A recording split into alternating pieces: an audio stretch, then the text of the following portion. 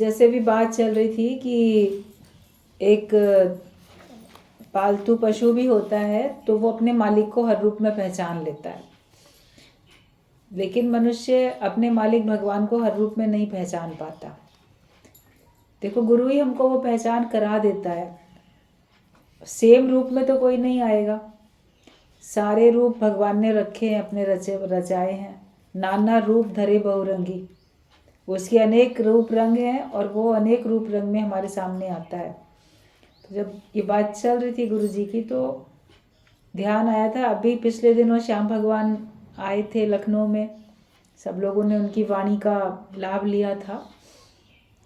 तो वो जैसे बता रहे थे बात उस समय की, जब प्रबला भगवान ब्रह्म लीन हुए, ज्योति ज्योत समाये जिस समय पे, तो पहले से उनकी मम्मी को, नीना मम्मी को नहीं बताया गया था, क्योंकि इधर मोना दीदी की या किसी की ऐसे नहीं हिम्मत पड़ रही थी कि ऐसे बोलें कि ऐसा हो गया है।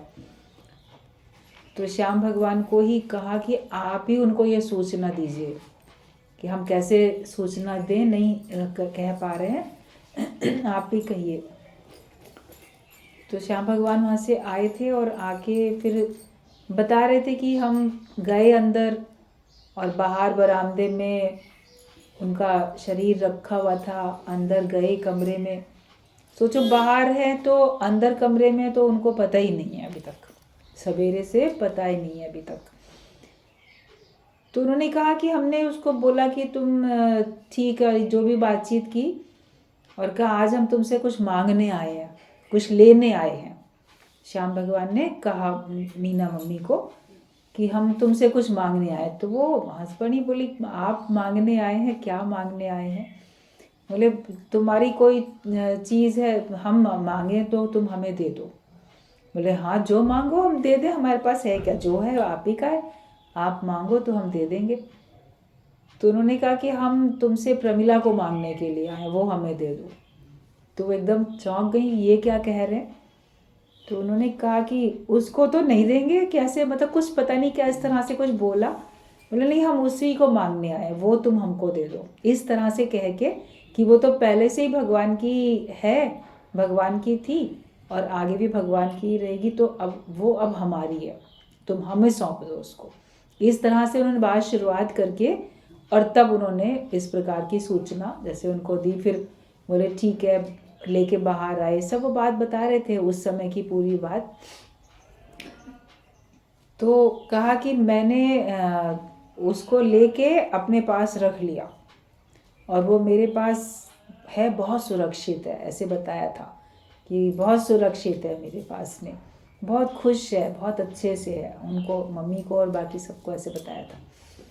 तो अब की बार जब आए थे तो ये सब बात बताने के बाद बोल रहे थे, बोले मेरे पास वो अभी तक है, वो बहुत खुश है, बहुत सुरक्षित है, और अब मैं उसको वापस तुम लोग के बीच में भेज रहा हूँ। ऐसे बोले कि अब मैं वापस उसको तुम लोग के बीच में भेज रहा हूँ। बहुत समय तक उसको हमने अपने पास रखा है और वो तुम लोग के बीच में अभी मौजूद होगी, आएगी, लेकिन यह है कि तुम पहचान नहीं पाओगे। तो क्या तुम पहचान नहीं पाओगे, क्योंकि संत जगत में आते हैं जग तारण के लिए, तो जगत को तारने के लिए आते हैं संत। तो अब सेम चोला सेम रूप धारण करके थोड़ी कोई आएगा, जो भी आएगा तो फिर नया ही नया रूप लेके आएगा। बोले लेकिन तुम यहाँ से गुरु के पास से ऐसी नूरानी नज़र लेके जाओ कि तुम उसको पहचान सको, मतलब हर रूप में हम भगवान को पहचान सकें, हर रूप में हम गुरु को पहचान सकें। एक दृष्टांत चलता है कि तू कौन मैं कौन, एक दृष्टांत गुरुजी बताते थे कि तू कौन मैं कौन। तो गुरु जो था वो अपने शिष्यों को यही पाठ पढ़ाता था कि तू कौन मैं कौन, है तो एक, मैं और तू तो अलग अलग है तो सब एक ही। उस पे एक शिष्य को कहा कि पक्का कर लो, कहता हाँ गुरुजी पक्का हो गया, तू कौन मैं कौन सब एक ही तो है। तो गुरु ने फिर उसकी परीक्षा लेने के लिए वो कहीं जाए, तो वहाँ गुरु भी कोई रूप बना के पहुँच जाए और फिर उससे जैसे बात करे, कहीं वो ऐसे बिल्कुल देहाती जैसे गंवार का ऐसा रूप बना के चला गया। अब कोई मेला तमाशा चल रहा है, कहीं कुछ हो रहा है, तो वहाँ वो खड़ा हो गया जाके, तो देखा तो शिष्य तो अटक रहा है, दुनिया का मेला है रंग भरा, सब माया में खो जाते हैं। तो वो बोला क्या देख रहे हो, नुमाइश देख रहे हैं, इसमें क्या है, ये है वो है। बोले तो तुम कौन हो? अरे मैं तो फलाना हूँ। तो फिर मैं कौन हूँ? ऐसे तू कौन तो मैं कौन? तब उसको बोला अरे ये तो गुरु बोलता था मेरे से, तू कौन मैं कौन। तो हाँ है तो एक ही बात, क्यों अटक रहे हैं? दृश्य में अटक जाते हैं, कई शब्दों में किसी ने कुछ कह दिया तो अटक जाते हैं।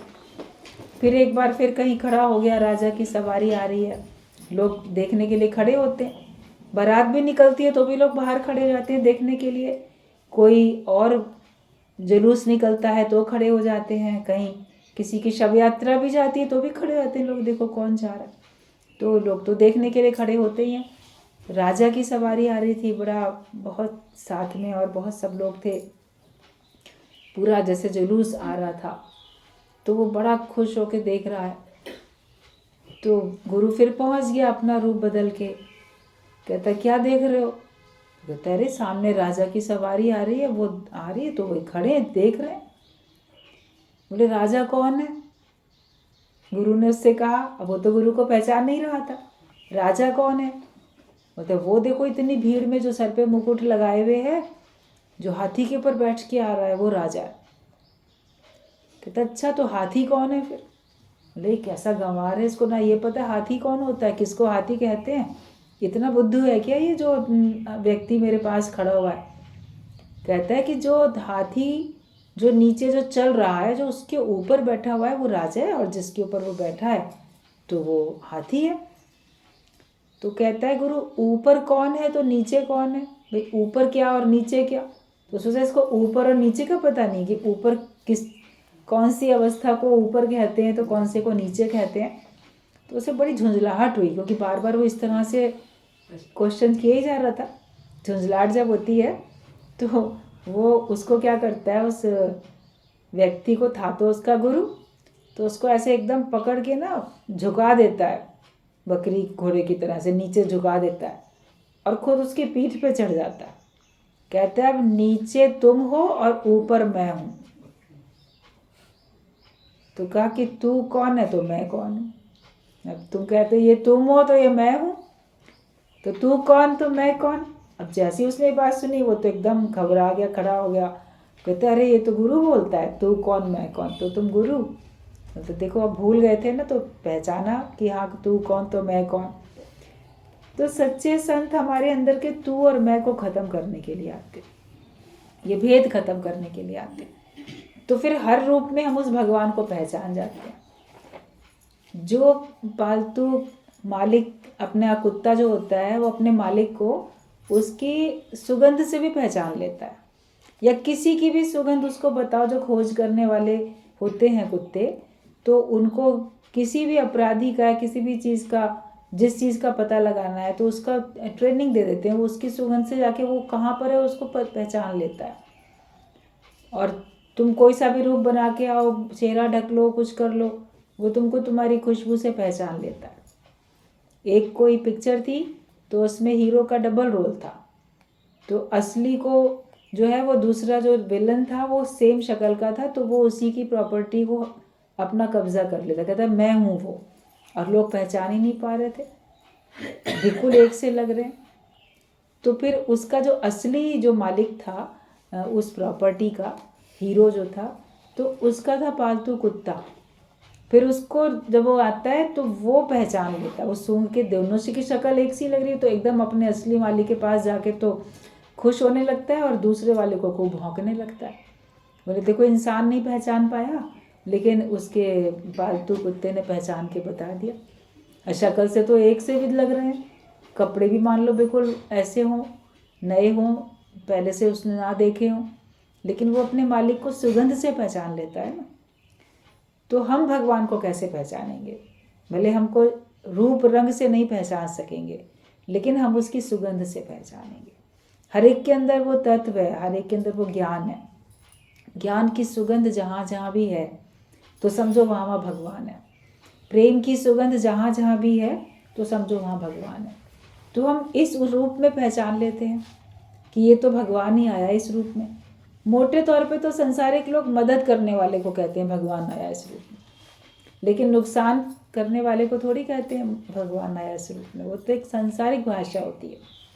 लेकिन जो ज्ञानवान होता है वो हर एक के अंदर जो वास्तव में जो शक्ति है उस शक्ति को महसूस करता है और पहचान लेता है कि ये भगवान ही तो है इस रूप में, किसी भी रूप में। कहीं हमारी परीक्षा लेने के लिए विरोध करने के रूप में है, विरोधी के रूप में प्रकट है, कहीं हमको आगे बढ़ाने के लिए हमारे सहयोगी के रूप में प्रकट है, कहीं कैसे कहीं कैसे।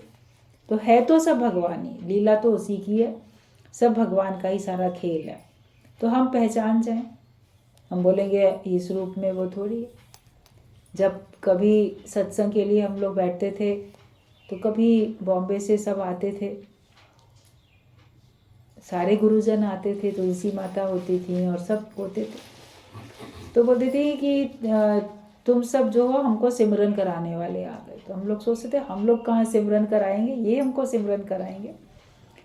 और फिर कई बार वो लोग या यहाँ पर भी गुरुजी भी कई बार सत्संग में इस प्रकार की वाणी, इस प्रकार के भाव अपने व्यक्त किए कि तुम सब रूप में गुरु ही तो है।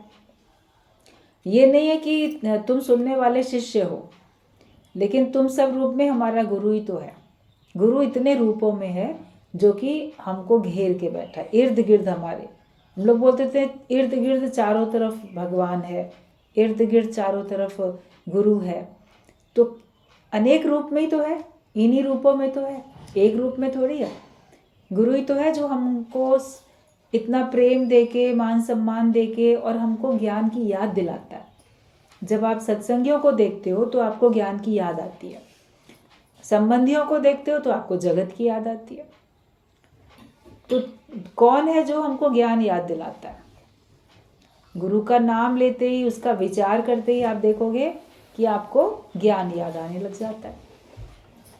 और किसी और को याद करो तो उसके संग जुड़ा हुआ जो भी रिश्ता है और उसके संग जो भी किया हुआ व्यवहार है वो आपको याद आता है। मगर गुरु को याद करने से तो हमें ज्ञान याद आता है ना, सत्संग याद आता है। सत्संगियों को याद करो तो ज्ञान आएगा। शक्ल भी दूर से भी देख लोगे तो आपको एकदम ज्ञान याद आने लगेगा, सत्संग याद आएगा।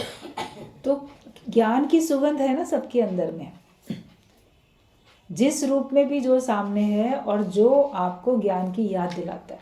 कभी कोई आपके साथ विरोध प्रकट करता है, विरोधी होता है आपका, वो आपसे उल्टा चलता है, और उल्टा चलने में भी आपको अंदर में अगर ज्ञान की रोलिंग चल रही है कि वाकई गुरुजी ठीक कहते हैं, देखो ज्ञान में सही कहा जाता है, ये को काहू को नाही प्रीतम जान लियो मन माही, या अमानत है, या ये तो हमसे उल्टा चलेंगे ही, हमारे एग्जामिनर हैं, ये तो कुछ भी आपको ज्ञान की बात अगर याद आती है अपने को संभालने के लिए, तो सोचो उस रूप में गुरु ही है जो कि उल्टा चल के भी हमको याद तो ज्ञान दिला रहा है।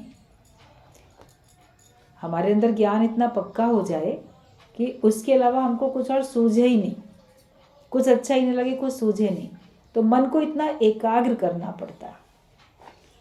वृत्तियाँ बड़ी खंडित हो चुकी हैं सबकी, जगत में रहते रहते, माया में रहते रहते सबकी वृत्तियाँ बड़ी खंडित हो चुकी हैं। जो सारा दिन सुनते हैं या सारा दिन देखते हैं उसी का मनन चिंतन चलता है। जगत की बातें सुनते हो और जगत ही देखते हो, लेकिन ज्ञान की बातें सुनो और भगवान देखो तो आपके अंदर ज्ञान चलेगा और भगवान का ही मनन चलेगा। वो दृष्टि अपनी बदल जाए, उसके लिए गुरु प्रेरणा देते रहते हैं कि वो दृष्टि हमारी बदलनी चाहिए।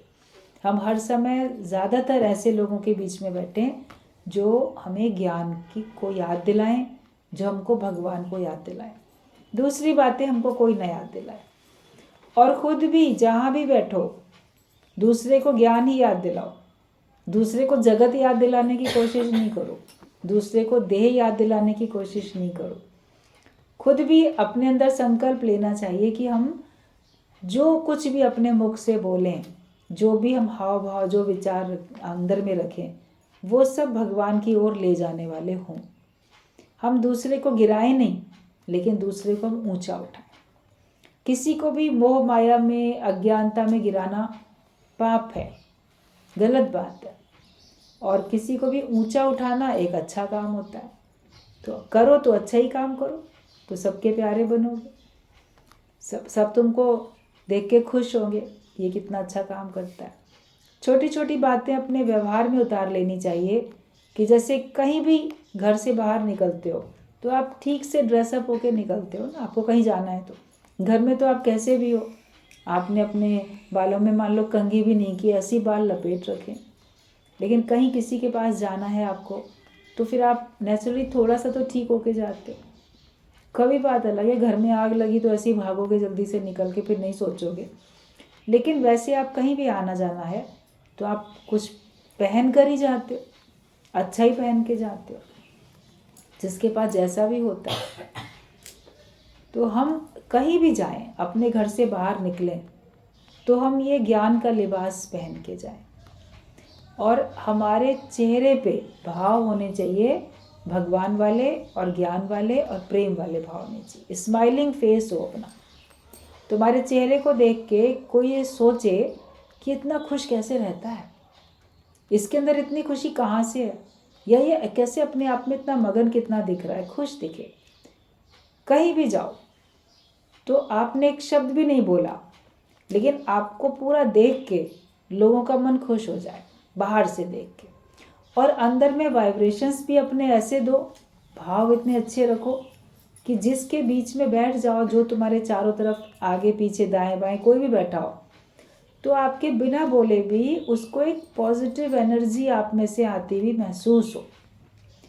वो तब होगा जब आप जहाँ भी बैठोगे अंदर अंदर आप कोई भगवान का भाव रखे होंगे, ज्ञान का मनन करते होंगे, कोई मंत्र, कोई भजन, कुछ ऐसे आप अंदर गुनगुना रहे होंगे, उसको आप याद कर रहे होंगे, और कोई विचार नहीं चलते होंगे, ज्ञान के विचार चलते होंगे, तो दूसरे को भी वैसा महसूस होगा। जैसे आपके अंदर भाव चलते हैं, आपके जो पड़ोस में पास में बैठा होता है उसके अंदर वैसे ही भाव चले जाते हैं। पहले ज़माने में साधनाएं करते थे, अभी भी करते हैं लोग, तो सबको दूर दूर बैठा के करते हैं कि आस पास नहीं बैठो। और शुरू शुरू में सत्संग में लोग जब कम लोग आते थे तब गुरुजी बताते थे कि दादा भगवान, गीता भगवान बोलते थे सब एक एक हाथ की दूरी पे दूर दूर बैठ के तब सत्संग सुनो। जगह तो है ही, कम जगह है, तब तो पास पास बैठना पड़ेगा, मगर दूर दूर बैठ के सुनो सत्संग, ताकि तुम्हारे अंदर के भाव अगर थोड़े से भी माया वाले हैं, जगत वाले हैं, तो वो दूसरे में ना चले जाए, दूसरे के भाव तुम्हारे में ना आ जाए।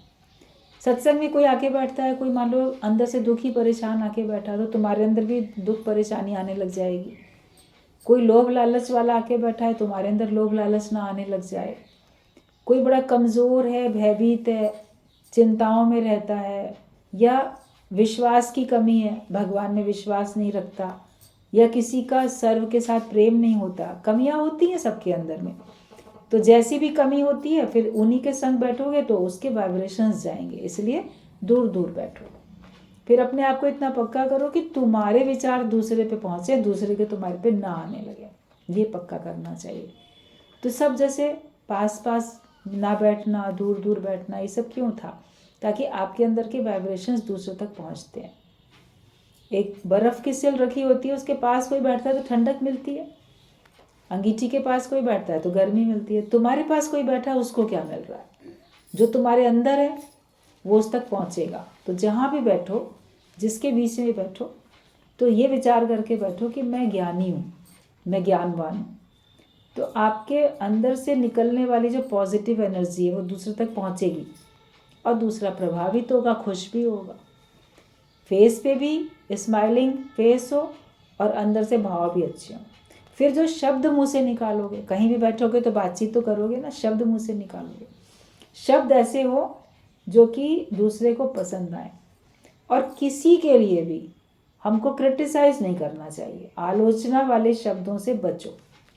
कोई कहता भी नहीं है, लेकिन फिर भी आप आदत अनुसार हर एक में कमियां मान लो निकालो।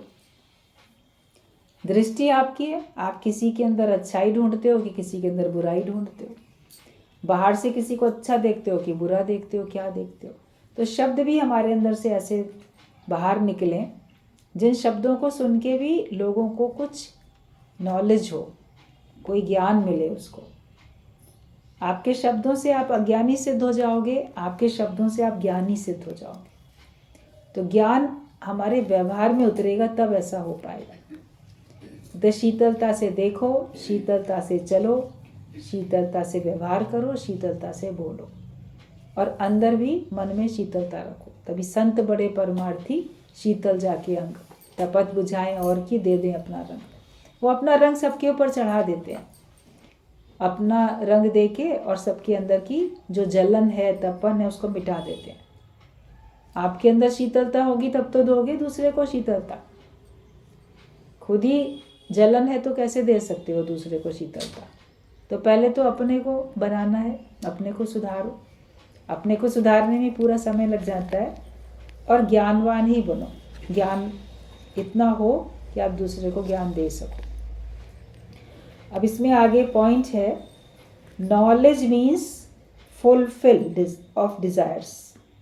मतलब कि ज्ञान का मतलब क्या है? जब तुम्हारी इच्छाएं पूर्ण हो जाए, पूरी फुल हो गई हैं।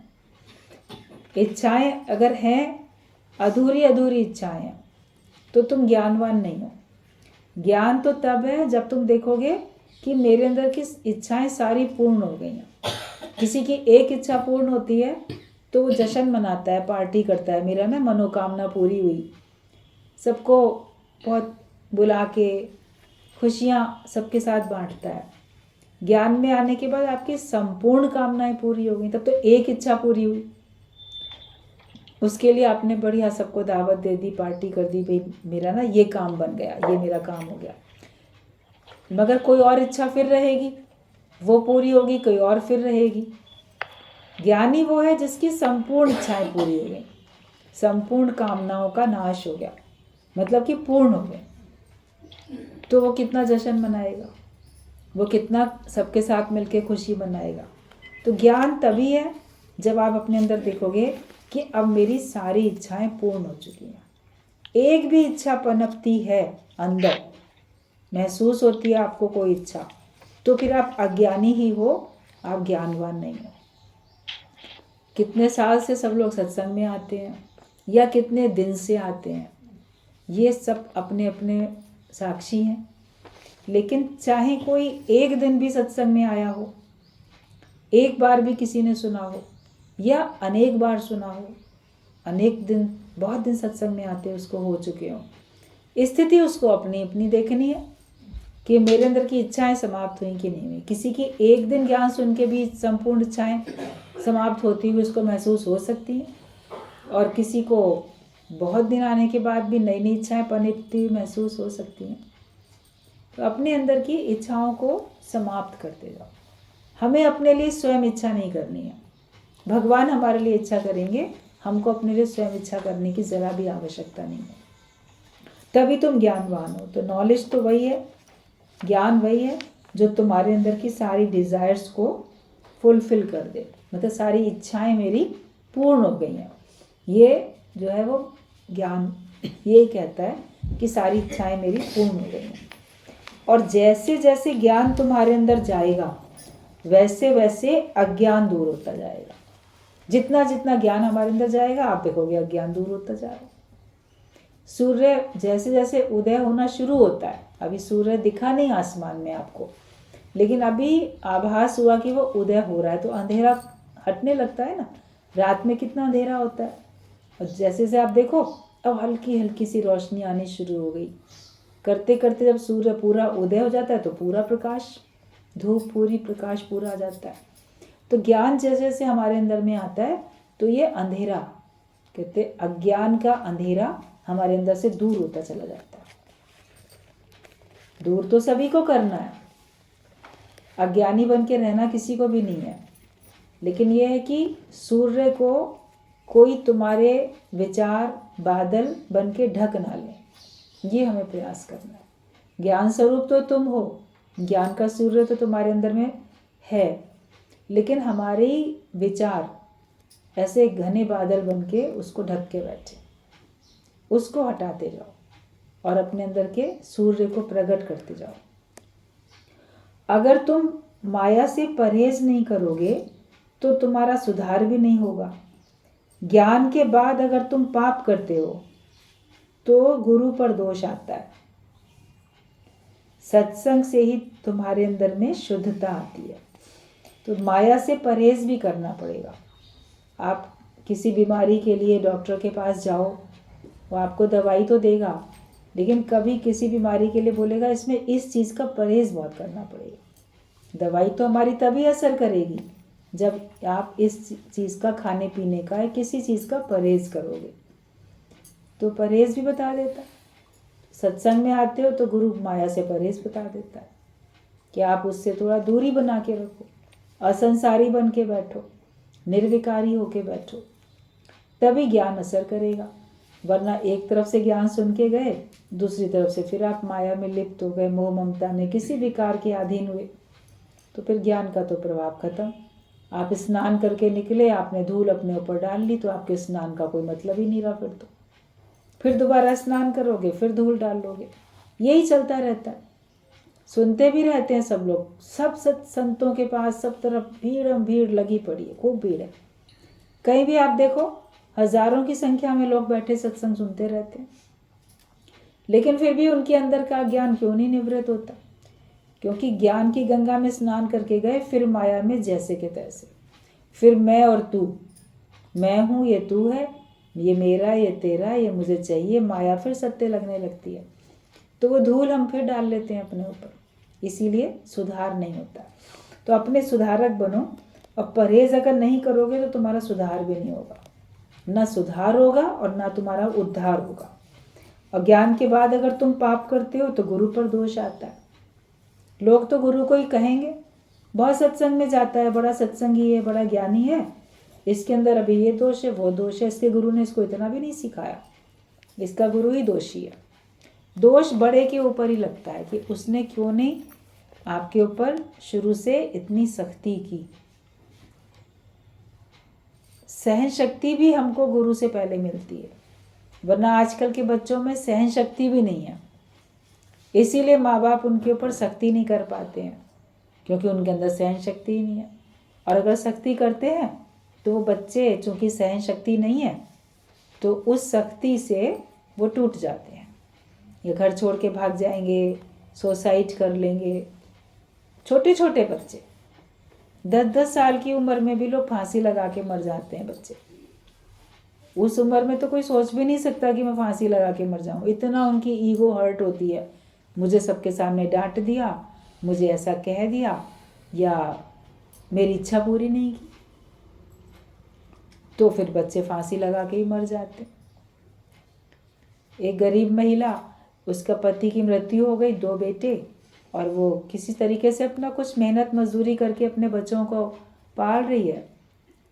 फिर बच्चा, 10 साल का बच्चा तो बोल रहा है कि नहीं, मेरे को तो नए जूते दो, मैं तभी स्कूल जाऊंगा, मुझे जूते चाहिए। अब पता नहीं स्कूल में टीचर्स टोकते हों, या क्लास के साथी उसको कहते हों, या उसका खुद ही मन चाहता हो। अब उस पर नहीं है इतने पैसे, उसने कभी नहीं है डांटा, जैसे भी कहा कि अभी हम नहीं दिला सकते, अभी जो है वही पहन के जाओ। तो इतनी बात में उस 10 साल के लड़के ने फांसी लगा के मर गया।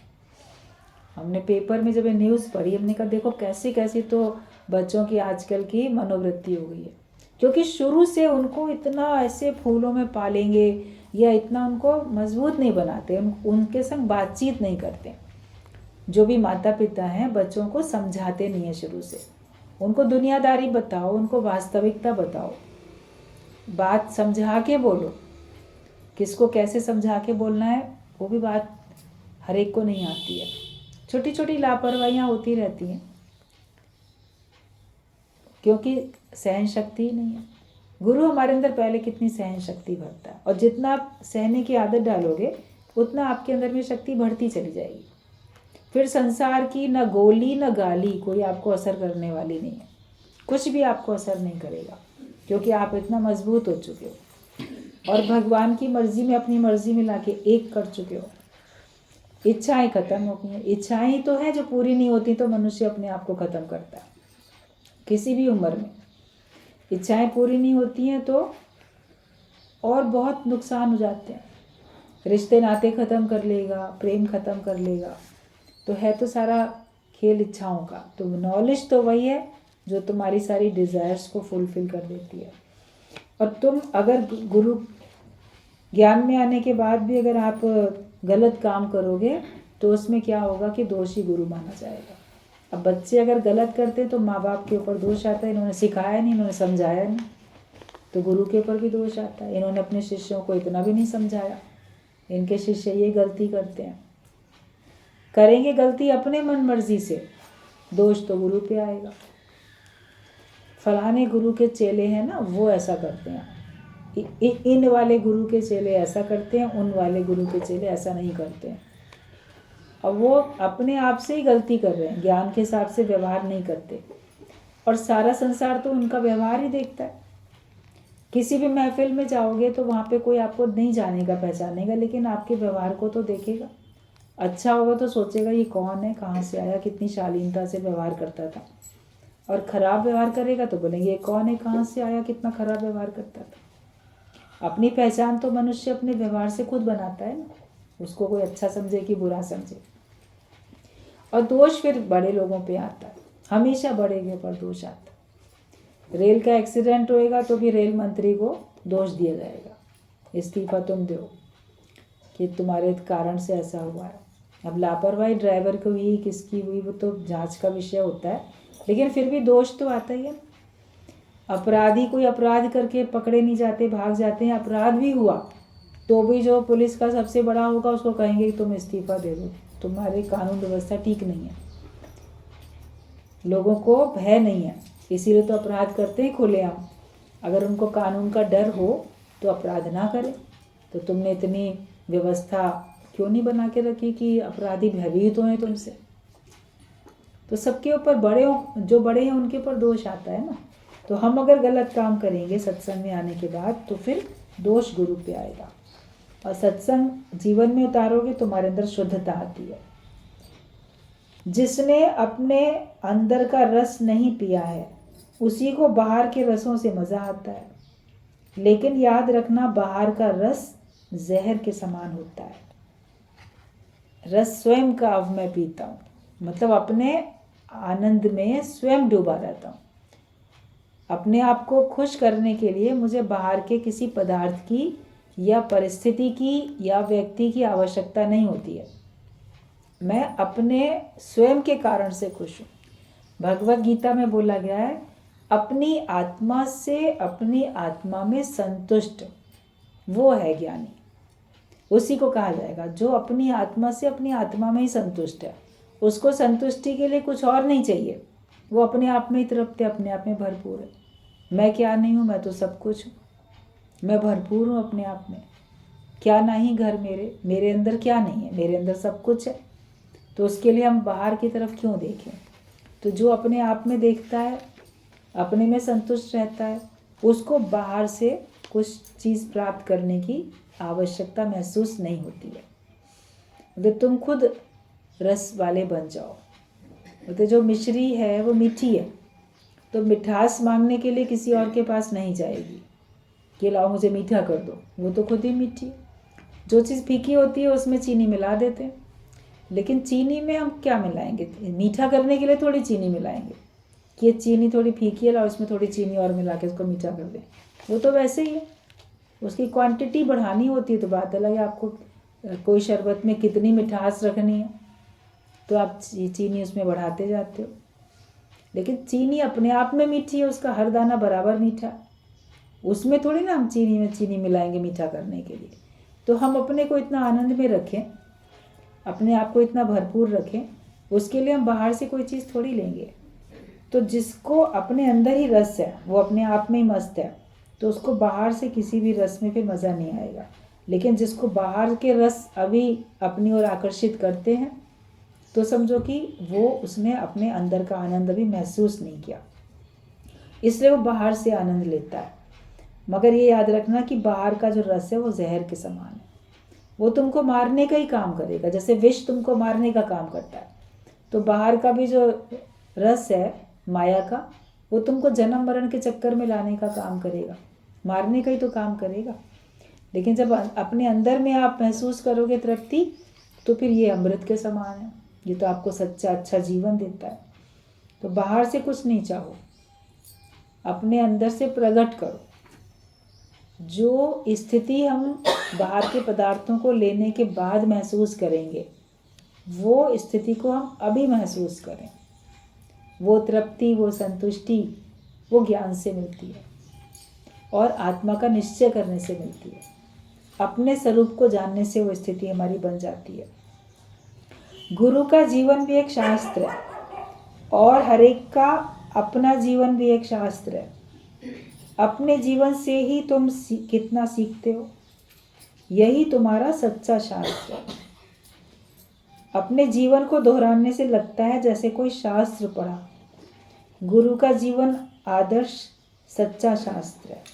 कभी अपनी भी लाइफ आप याद करोगे तो लगेगा किसी नॉवल की स्टोरी को हमने पढ़ा, नॉवल पढ़ी हमने, कोई किताब पढ़ी, कोई कैसे जन्म हुआ, कहाँ जन्म हुआ, कैसे पले, कैसे बड़े हुए, कैसे खेले कूदे, कैसे पढ़ाई की, कैसे घर वालों ने, परिवार वालों ने हमारे संग प्यार किया, अच्छा व्यवहार किया, या किसी ने बुरा व्यवहार किया। करते करते क्या क्या करते करते आज कहाँ पहुँच गए। जब से जन्म लिया तब से लेके अभी तक अगर आप पूरी अपनी लाइफ याद करो तो लगेगा जैसे मैंने कोई किताब पढ़ी, जैसे मैंने कोई पिक्चर देखी। एक स्टोरी तो लगती है, एक कहानी तो होती है। हर एक के जीवन की एक एक कहानी है और वो कहानी खुद याद करता है जैसे उस कहानी को उसने पढ़ लिया। दूसरे को बताता है तो जैसे हमने अपनी कहानी बताई। उससे भी बहुत कुछ सीखने को मिलता है। कहाँ कौन सी हमसे अच्छाई, कौन सी बुराई हुई, कहाँ चूक हो गई, कहाँ हमसे असावधानी हुई, कहाँ हम सावधान रहे, ये सब आपको अनुभव से अपना भी मिलता है। और गुरु का जीवन भी एक शास्त्र है, उसके जीवन को भी हम पढ़ते रहते हैं। केवल हम गुरु को सुनते थोड़ी हैं, लेकिन हम उसको पढ़ते रहते हैं। मतलब कि उससे हम शिक्षा लेते रहते हैं कि ऐसा ऐसा अनुभव जिसका है, उस रास्ते पे हम चलेंगे तो हमारा भी ऐसा अनुभव होगा।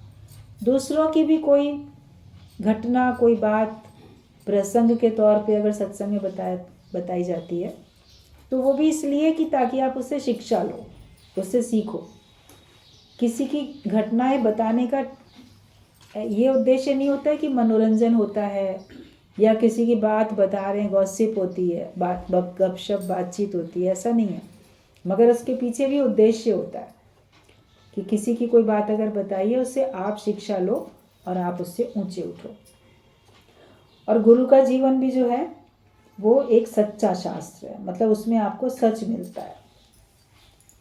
गुरु की दृष्टि किसी बुक से बेहतर है। माई look is better than book. एक दृष्टि अगर गुरु हमारे ऊपर डालता है उससे हमारा सारा अज्ञान निवृत्त होता है, वो हमको महसूस होता है। तो जो हम किताबों से पढ़ के सीखते वो हम गुरु की नज़र में जब आ जाते हैं तो हम सीख जाते हैं। कहते नज़र गुरु की जिस पे हो जाए बंदे से वो तो खुदा हो जाए, वो बंदे से खुदा बन जाता है। जिस पे गुरु अपनेपन की नज़र डाल देता है और उसको अपनी निगाह में रखता है। हम भी अगर गुरु की नज़र में रहते हैं, मतलब कि हमको ये लगे कि जो कुछ मैं करता हूँ उस सब का पता गुरु को है और उस सब का पता उसको होना चाहिए और उससे भिन्न हम कुछ भी नहीं है, उससे छिपके हम कुछ भी नहीं करते हैं। तो ये होता है कि हम उसकी नज़र में हैं, मतलब वो हमको जानता समझता है, देखता है। तो फिर आपका उद्धार होता है। अगर आप हर जगह उसको देखने लगो कि उसकी दो आँखें मेरा पीछा करती हैं, उसकी दो आँखें मुझे देख रही हैं जहाँ भी जाओ, तो आपका तो उद्धार हो जाएगा।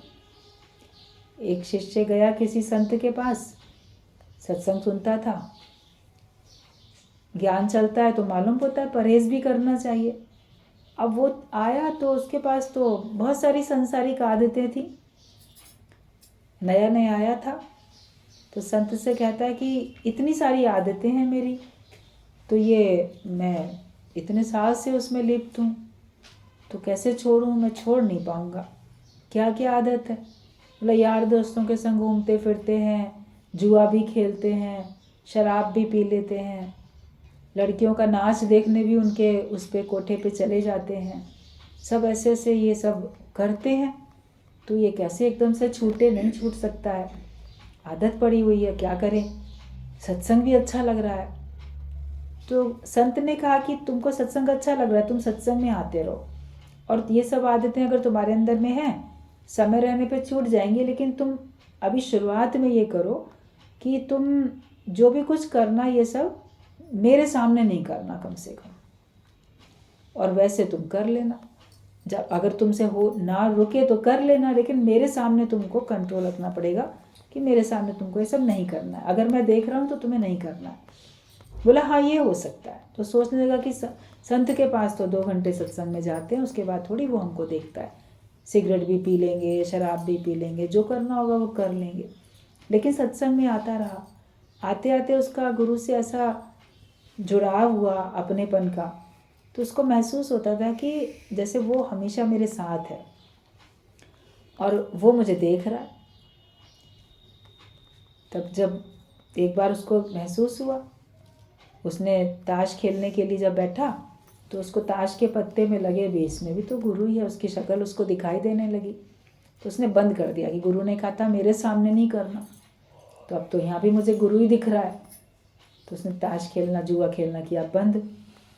फिर शराब पीने जब जाता था तो उसको लगे जैसे प्याला उसने ग्लास भर के पीना शुरू किया, तो उसके अंदर भी उसको उसकी गुरु की तस्वीर दिख रही है। बोले यहाँ भी तो गुरु मेरा पीछा नहीं छोड़ रहा है, मेरे को तो यहाँ भी दिखाई दे रहा है। उसने उसको पीना छोड़ दिया, फिर चला गया नाच देखने के लिए। अब जब वो नर्तकी नृत्य कर रही थी तो उसको उसकी शक्ल में भी गुरु ही दिखने लगा। बोलो वहाँ से चला आया, बोला गुरु तो मेरा पीछा कहीं छोड़ ही नहीं रहा है। आके बैठ गया, कहता है आप तो मेरा पीछा कहीं छोड़ ही नहीं रहे, मैं जहाँ भी जाता हूँ, जो भी करता हूँ, जिसको भी देखता हूँ, तो मुझे लगता है कि उस रूप में आप ही हैं। तो अब मेरे से सारे विकार, सारी आदतें छूट गई, अपने आप छूट गई। तो ये होता है जब हम इतना उसकी निगाह में रहते हैं, तो है ना कि हमको गुरु की निगाह में रहना है। हमें लगे, महसूस हो कि वो हमको हमेशा देख रहा है। देखेगा तो आप नहीं करोगे गलती, क्योंकि आपका इतना हृदय का नाता जुड़ चुका है, इतना आपका प्रेम हो गया है। कहते जिनके मन में इतने आदर की भावना होती है, अपनेपन की भावना होती है, प्रेम की भावना होती है, तो वो फिर उनके अंदर में एक भय उत्पन्न कर देती है कि अगर मैंने ऐसा किया तो वो नाराज़ होगा। इस बात का भय हो जाता है। उस भय में हमसे सारे जगत की सारी बुराइयां छूट जाती हैं। अगर ये भय ना हो तो फिर आपके अंदर से बुराई छूटे भी नहीं। दुनिया का भी लोकारीत में भी तो भय दिखाया जाता है। लोग क्या कहेंगे, ऐसा कहोगे करोगे तो लोग क्या कहेंगे। उसमें उस भय में तो लोगों से मर्यादा के कार्य होते हैं, मर्यादा से गिरते नहीं हैं। समाज वाले क्या बोलेंगे, कुटुंब वाले क्या बोलेंगे, पड़ोसी क्या बोलेंगे, तो उनके भय में आप बहुत सारे गलत काम नहीं करते हो। ऐसे ही गुरु के भी इस प्रेम के कारण से जो भय होता है, उस भय में आप सारी अज्ञानता से छूटते चले जाते हो। तो हमें गुरु की निगाह में रहना है, तो उसकी निगाह में रहने से हम बच जाते हैं। तभी बोला गया कि माई look is better than book. शास्त्रों से अधिक अच्छा गुरु की दृष्टि में रहना है, उसकी दृष्टि ज़्यादा अच्छी है। हम उसकी निगाह में हैं तो हम बचते जा रहे हैं माया से।